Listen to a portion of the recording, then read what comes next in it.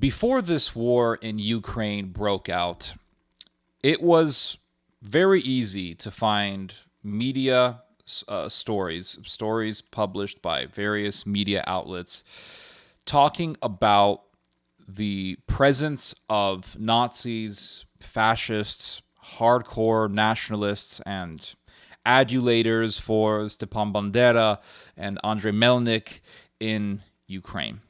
It was easy to find publications talking about Ukraine's Nazi problem.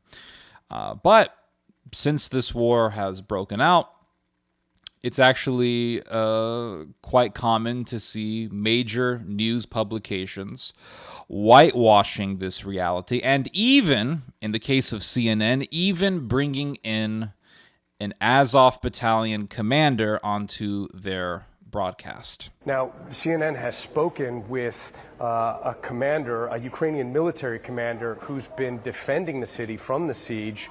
Take a listen to what he sent us a day ago. People are cooking food in the streets, risking their lives under the continuing shellings and bombing, and the temperature is -5 degrees Celsius in the street. But I want to show you guys an example of how the mainstream media actually knew that Ukraine had a Nazi problem. This is an example from the New York Times. It's from an article that was published in 2017. And I just want to read to you guys some excerpts from this article. It says here, the OUN and its military wing, the Ukrainian Insurgent Army, or UPA, are now being glorified as freedom fighters. This is talking about Ukrainian society, the political climate of Ukraine, how there is most definitely a cult of Bandera, a cult of the Nazi collaborators of Ukraine. The article goes on to say, what is not mentioned is the OUN's xenophobic, anti-Semitic ideology, which described Jews as a predominantly hostile body within our national organism, or that the OUN-UPA militia collaborated in the Holocaust and also massacred between 70,000 and 100,000 Polish civilians in order to create an ethnically pure Ukraine. Despite these atrocities, many Ukrainians, especially in Western Ukraine, view the OUN-UPA as heroes because they fought a guerrilla war against the Soviets during the 1950s, a struggle that some believe has echoes in the fight against Russia today. Government-sponsored institutions. And this is what I found interesting about this article. This New York Times article from 2017 talks about how the whitewashing, the minimization of the actions of Ukrainian ultranationalists during the Second World War comes from government-sponsored institutions. It's coming from the state level in Ukraine. This article says this. But today, people just want to talk about how Russia has just exaggerated this, how Putin has just exaggerated this. Ukraine does not have a Nazi problem. No. It's just a very, very small minority.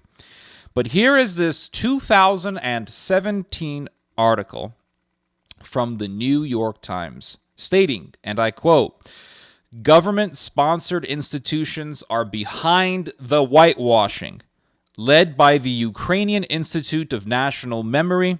The rewriting of the country's World War II history is being done to glorify the OUN-UPA while denying the group's crimes.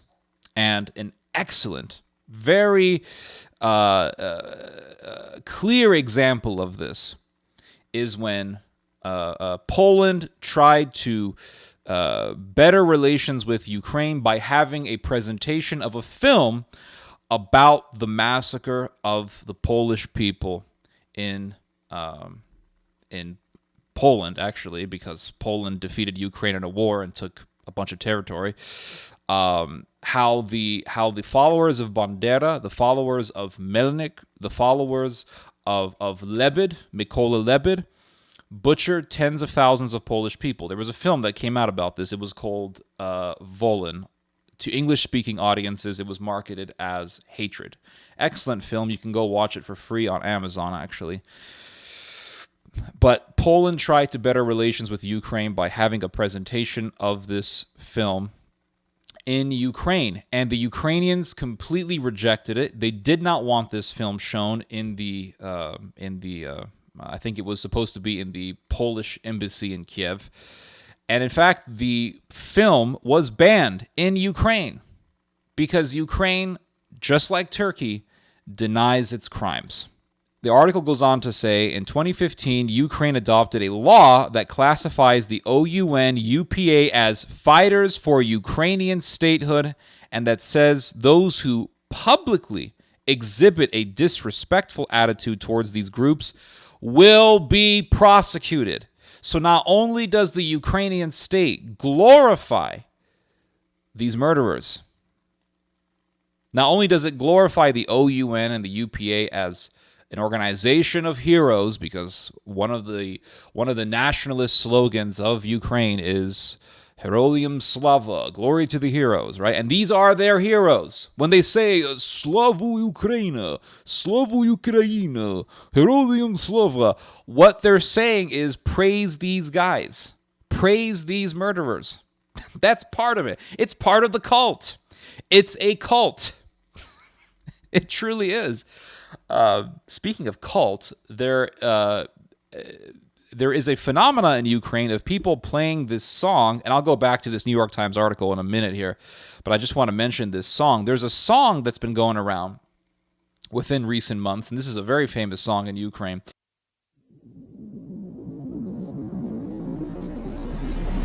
Батько наш Бандера, Україна мати. The name of the song is Our Father Bandera.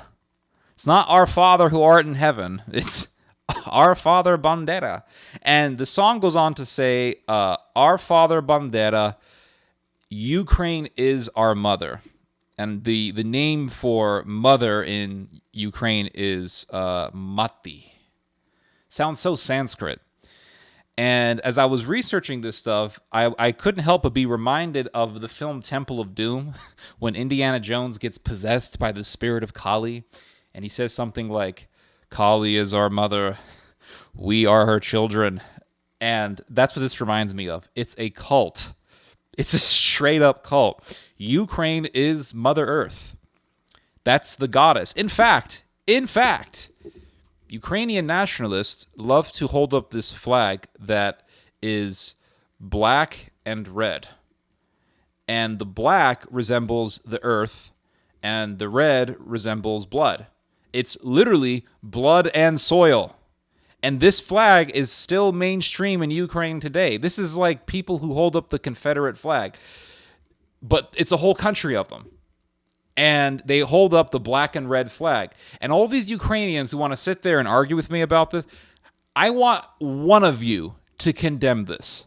I want to see one of you, because you guys remind me so much of the Turks, the Turkish nationalists who say there was no Armenian genocide, Talat Pasha was a hero, the great Turanian race is going to rise and take over the world. We are the gray wolves. We are the lunatics for the crescent, whatever.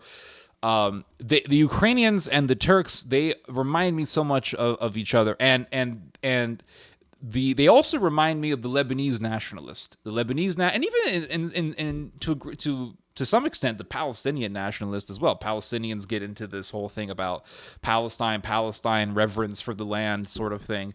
And Palestinians love using food as a way of expressing political action, political will against Israel. And the Ukrainians are now playing this game where they're, presenting food, Ukrainian food as a form of political expression against Russia. I'm seeing this stuff and I'm like, the Palestinians have been playing this game for decades, all right? But you see this sort of pattern in these political movements, a lot of blood and soil talk. Hitler wasn't the guy who coined this ideology of blood and soil. It wasn't Alfred Rosenberg who came up with this. This is a very old idea, and the Ukrainians are believing in it. They have the flag that's black and red, earth and blood. The earth is Ukraine, Mother Earth, Mama Ukraine. It's Mama Ukraine. It's the cult of Mama Ukraine. Mati. Ukraina Mati. And it's the blood of the Ukrainian people. It's a literal blood and soil religion. So what we're actually seeing, everybody, is Nazism right before our eyes at a mainstream level in a country, Ukraine, and we're watching this right before our eyes being either supported or whitewashed within mainstream circles. There was a woman who she writes for a lot of these sort of pro-NATO publications. Her name is Anne Applebaum, I think her name is. I got to look this up. But she wrote an article. Yes, Applebaum. She wrote this article years ago saying what Ukraine needs now more than anything is nationalism. And she even said, oh yeah, the term Slavukraina and Herodium Slava, we can use these terms. And it's all America. This is what we're seeing. We are seeing a Nazi movement in Ukraine. Okay, it's not Nazism because Bandera was put into a concentration camp. I'm going to hear the nonsense from the apologist. So let me just pre-qualify myself here. What we're seeing in Ukraine is a mixture of explicit Nazism, because you have people who are waving the swastika around, and even Azov, the Azov battalion itself, has admitted that at least 20% of its organization consists of actual Nazis. I'm thinking, okay, hold on a second here. If you were in a rally, let's say it was a pro-Republican Party rally, and 20% of the people in the rally were holding swastikas, you best believe that you're in bad company. And if 20% are waving the swastika and the rest are just sitting there and doing nothing, that means that they're tolerating it or they're okay with it. Regardless, the whole damn thing is rotten from the core. So you have let's just go with the BS. 20% of Azov is Nazi. So the rest of them are okay with it. Apparently, Nazism doesn't really bother them. Secondly, everybody likes to reference this old figure of, well, Azov just has around 2,000 people. Wrong. Azov has around 10,000 people. That's a big difference from 2,000. So people are just using old numbers. But it's amazing that you have America utilizing this movement. And there's really nothing amazing about it. I know I've used the term amazing, but I just say that as a figure of speech. There's nothing really amazing about any of this stuff because America has a very long history of backing and arming and training fascists, going all the way back to the Afghan Mujahideen or the CIA's support for the Muslim Brotherhood or America's support for Ukrainian insurgency. We can go all the way back to Gladio, everybody, Cold War project, where America literally supported right-wing terrorists in Italy, and various other countries in Europe, and you can go all the way back to the what's the name of that massacre that happened? The Bologna massacre. What was it like? Dozens and dozens of people were slaughtered. I think the number was 175 people, something like that. Lots of people were butchered in the Bologna massacre by a bomb that was detonated by right-wing terrorists who were backed by NATO. So none of this stuff surprises me, and you have this sort of pro-NATO apologist and Applebaum saying what we really need, what Ukraine needs is nationalism. And it's like, well, her opinion doesn't, and it's amazing that she's Jewish and she's saying this stuff when the reality is that all the nationalists in Ukraine love Bandera and they love Melnik and they love people who collaborated with Nazis. So, I mean, all the Jews love to say never again, right? That's their slogan. Well, here you have a Jewish person who's about to say, yeah, it's gonna again, yes, happen again. Anyway, let's go back to the article from the New York Times. So, the Ukrainian government not only whitewashes, by the very admission of the New York Times, the Ukrainian government not only whitewashes the crimes of Ukraine's heroes, but it has even put up a law codifying these heroes, codifying these Nazi collaborators as heroes, and saying that whoever disrespects them, whoever has any sort of expression of disrespect towards these heroes will be prosecuted. This is Turkey-level despotism. But here we are supporting Ukraine, and we have all the virtue signaling going on with the yellow and blue flag. Anyway. So the Ukrainian government whitewashes this stuff, but now we have the media whitewashing it. The article goes on to say that since 2015, numerous streets have been renamed after OUN-UPA leaders and members. The Memory Institute is currently drafting a law to retroactively exonerate individual members of the OUN-UPA who had been convicted of murdering Jews and Poles by Soviets after the war. This is not just a fight over history. Virulent right-wing nationalist groups have found new prominence in Ukrainian politics in recent years. Although extremist political parties make up only a small minority of parliament, far-right groups have violently clashed with the government on a number of occasions. Many Jews fear that the government will never repudiate the cult of the OUN-UPA for fear of provoking a far-right backlash. So here we are. It's amazing. I've heard this numerous times. People say things like, oh, yeah, but Ukraine is ranked as one of the most popular countries for Jews. Like, so many Jews are happy with Ukraine. But in 2017, we were hearing a different message. So what now? 2017, Jews were scared. And then 2021 comes and it's okay. All the Nazis are gone. They all went back to the closet when Zelensky was elected.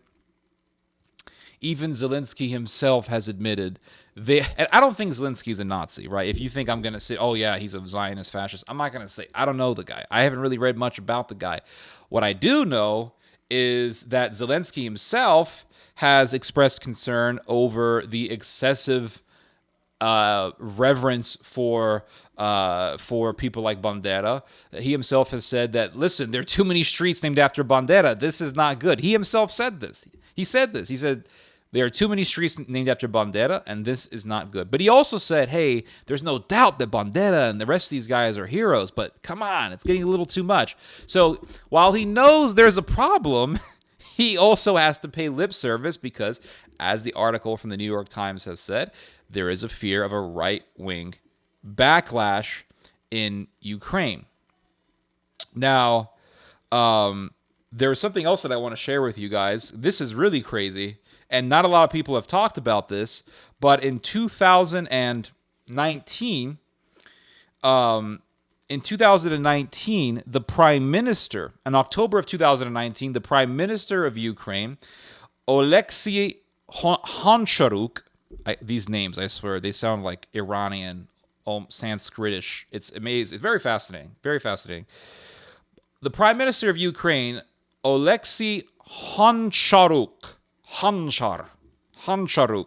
attended a neo-Nazi rock concert organized by Andrei Medvedko, an accused murderer and a member of the neo-Nazi gang C-14. And yes, the 14 comes from the term 1488, the infamous 14 words of white nationalist. Prime Minister Honcharuk even got on stage and sang, and there was a nice swastika, well, not nice, but there was a circular swastika right behind him.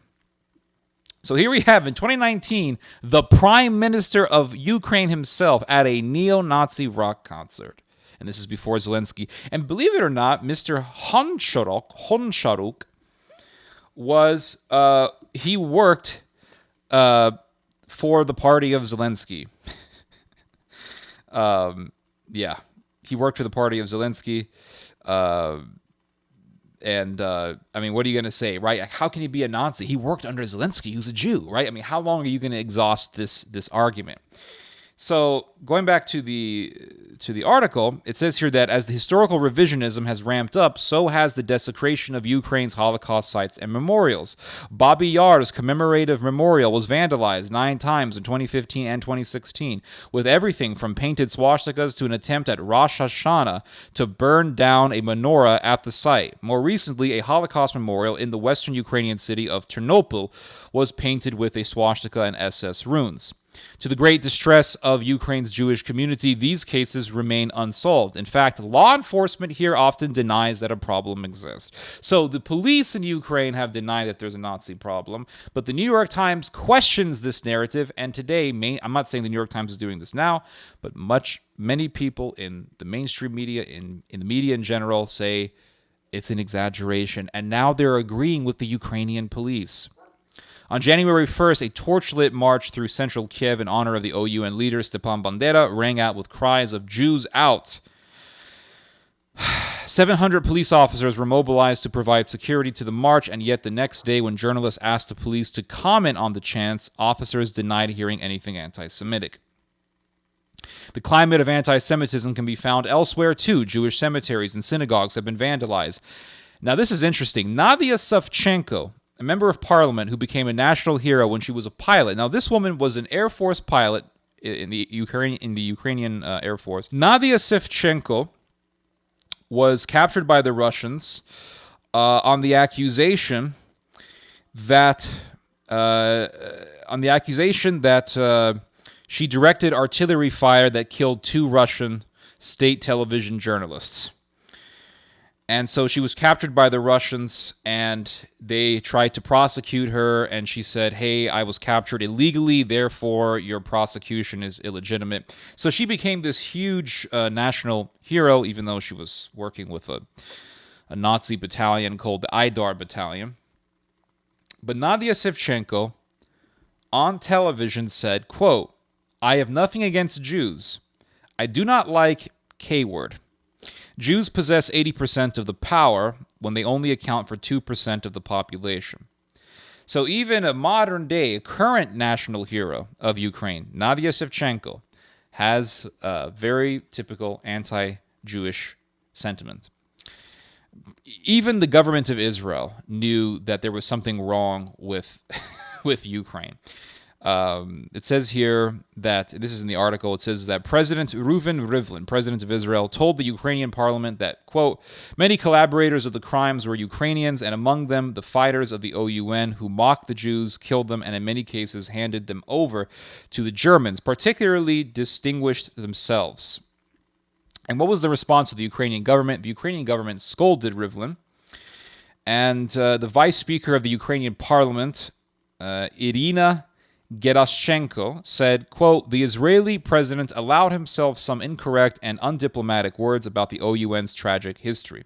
It was highly inappropriate, especially now when Ukraine is fighting for its independence. So there you go. They don't even like it when the Jews tell them that they have a Nazi problem.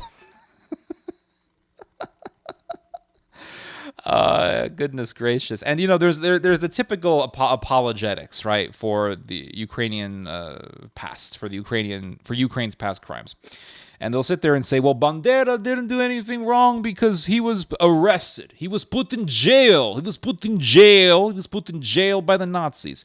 Well, it's true. He was put in jail by the Nazis, but not because he was this valorous, honorable man trying to fight for justice against the evils of the Third Reich. He was put in jail because he wanted an independent Ukrainian state. The Nazis never wanted an independent Ukrainian state. Remember, the Nazis were pan-Germanics. They were they believed in pan-Germanism, not pan-Slavicism. And they didn't really care about the Slavs. They thought the Slavs were inferior, and so they simply saw the Ukrainian nationalists as a means to an end. They wanted to kill and enslave the Slavs. So they didn't believe in the idea of an independent Ukrainian state. They wanted to take Ukraine as a territory for the Lebensraum, the living space for the German people. And so the Germans believed that they could use people like Stepan Bandera and Andrei Melnik, but when Bandera said that he believed in an independent Ukraine, the Germans told him to rescind his declaration, to which he refused, and Bandera was put in house arrest on July 5th, 1941. And yes, I remember that date without having to read notes because I've read this so many times. And he eventually was put into a concentration camp. Bandera was later assassinated in the 1950s by supposedly a member of the KGB. So he was put in house arrest on July 5th, 1941, but in May of 1941, months before his arrest, Bandera's leadership got together in Krakow to have a meeting on, quote, struggle and action for OUN during the war. The OUN was Bandera's organization. It wasn't just Bandera's organization. It was Andrei Melnik's organization. It was Mykola Lebed's organization.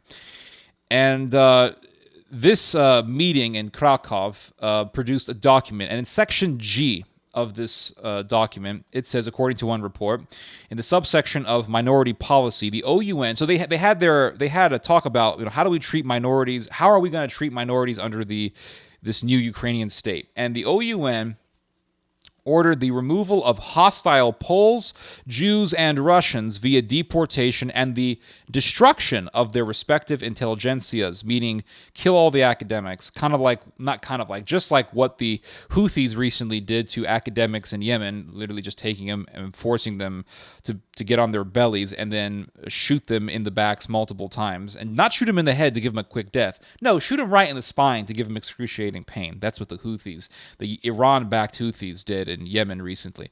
So the Nazis the nationalists in Ukraine wanted to do the same thing. They wanted to kill all the intelligentsia, stating further that the so-called Polish peasants must be assimilated and to destroy their leaders. So assimilation, forced assimilation of the Polish people in an independent Ukraine, in Mother Ukraine, Mati, Ukraina, or Ukraina Mati. I don't know how their language is structured.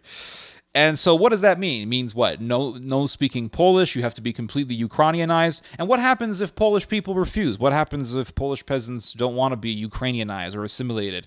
What happens to them? I can tell you what would happen to them. They would have been killed. Because that's how these organizations worked. In those days, they killed you. It wasn't like, oh, yes, minority rights, oh, civil rights. No, it was, you be one of us or you die. It was like the Armenian genocide. Why did the Armenian genocide happen? Well, because the Armenians refused to Ottomize. The Ottoman Empire had a policy of Ottomization. They persecuted not just Armenians, but they also persecuted Arabs, although nowhere near as harshly as they did to the Armenians. But they also persecuted Arabs because they were Arabs who refused to Ottomanize. They massacred Greeks and Assyrians because they also refused to Ottomanize. So they basically told the Armenians, listen, you can speak Turkish and just become a part of the culture. You don't have to convert to Islam. The Armenians didn't want to do that, and 1 million Armenians were butchered. There's another thing also, and that is what the OUN was doing days before Bandera's arrest. July 3rd, 1941. This is a quote from a German eyewitness in Zlochów, Tarnopol province, and this is what he said. He wrote that on July 3rd, 1941, just days before Bandera's house arrest by the Germans, I saw that in the ditches about 5 meters deep and 20 meters wide stood and lay about 60 to 80 men, women, and children, predominantly Jewish. I heard the wailing and screaming of the children and women. Hand grenades were bursting in their midst. Beyond the ditches waited many hundreds of people for execution. In front of the ditches stood 10 to 20 men in civilian clothes who were throwing grenades into the ditch. I found out from the SS soldiers that they were Bandera's people. And it was Andrei Melnik who declared in 1939, this was one of the leaders of the OUN, one of the heroes of Ukraine today, Andrei Melnik, he declared in 1939, years before Bandera's arrest, that his aim was, in his words, quote, the final annihilation of the common enemy. And the German Nazi general, Wilhelm Canaris, wrote about using Melnik's paramilitary, the OUN, the Organization of Ukrainian Nationalists, to annihilate both the Jews and the Poles. Now, here's the thing. Bandera wanted a free Ukraine. He wanted to overthrow the Polish occupiers because, as I've said many times, there was a war between Poland and Ukraine. And the war ended with Poland being the victor. And Poland took a chunk of territory from Western Ukraine and made it a part of Poland. So now you had, in these regions that were once Ukrainian, now you had a Polish minority in a sea of a Ukrainian majority. So, in order to create a free Ukraine, you needed to remove the occupiers, which meant that you needed to remove Polish leadership. And those ethnic Poles had to be either assimilated or killed. The Germans wanted to annihilate the Polish race. That is a fact. And Alfred Rosenberg talked about the destruction of Poland before Hitler was even elected. And the Germans believed that they could use the Ukrainians to accomplish this goal. So the Ukrainian nationalists, knowing that the Germans hated the Poles, worked with the Germans. Bandera worked with the Germans. Melnik worked with the Germans. These were Nazi collaborators. What do you think the end goal was going to be? You think it was going to be a nice little treatment for the Poles? No, it was going to be nasty. Either way, it was going to be nasty. And this German leader, he said, I would have to make appropriate preparations with the Ukrainians so that the Melnik organization, OUN, can produce an uprising which would aim at the annihilation of the Jews and the Poles. So the Germans simply wanted to use the Ukrainian nationalists as a proxy, as a means to an end. The end goal was the annihilation of the Jews and the Poles. And Bandera obviously knew this. They knew that the Germans wanted to do this, and they didn't care. This is the problem with Bandera. This is the problem with revering people like Bandera. And there's an interesting quote from Sol Friedman talking about the first 3 days of July. Again, this is days before Bandera was arrested. During the first 3 days of July 1941, the Nachtigall Battalion, composed almost entirely of Ukrainians under the direction of the Gestapo, slaughtered 7,000 Jews in the vicinity of Lvov. Before their execution, Jewish professors, lawyers, and doctors were made to lick all the steps of 4-story buildings and to carry garbage in their mouths from house to house, then forced to run a gauntlet of men wearing blue and gold armbands, coincidentally the colors of the Petluris Republic. They were bayoneted to death in what was officially termed Action Petlura. All this obsession, this fixation on orchestrating humiliation. You know, they humiliated people before they killed them. And you see the Ukrainian nationalists doing the same thing today. You see them stripping people naked, taking pictures of them. It's all about humiliation. So, and another thing also is Bandera was responsible for the assassination of a Polish political official. He was the Polish interior minister. His name was Bronislaw Pieraki. And in 1936, Stepan Bandera and his ally, his comrade Mykola Lebed, were brought to trial for the murder of Pieraki. Stepan Bandera and Lebed were both found guilty, and they were put in prison. When the Second World War broke out, they somehow got out of prison. When Lebed and Stepan Bandera met together for their trial in the court, Bandera and Lebed welcomed each other with fascist salutes. This is the Bandera that Ukraine reveres. And Mykola Lebed was the one who orchestrated the butchering of tens of thousands of Poles in the Volhynia massacre, in the massacre that took place in Lvov, in the massacre that took place in East Galicia. It was Mykola Lebed, a comrade of Bandera. Don't tell me Bandera is this innocent saint. And don't tell me that these OUN guys were heroes. These were monsters. These were murderers. But yet, Ukraine reveres these people. Why? Because Ukraine is under a cult. It's under a cult. And even if you look at much of Christianity in Ukraine, what is it? It's not. A lot of people don't even follow the Ukrainian Orthodox Church. They follow the Orthodox Church of Ukraine, the OCU, which was really a schismatic group until, what was it, I think it was 2018 or 2019, when Mr. Bartholomew, Patriarch Bartholomew, gave his blessing to Ukrainian nationalist schismatics. And that's why Russia was pissed at this whole thing, and rightfully so. So, Ukraine is under a cult. It's the cult of Mother Ukraine. That's what this is. Anyway, I've talked long enough. You guys just heard some theology. God bless.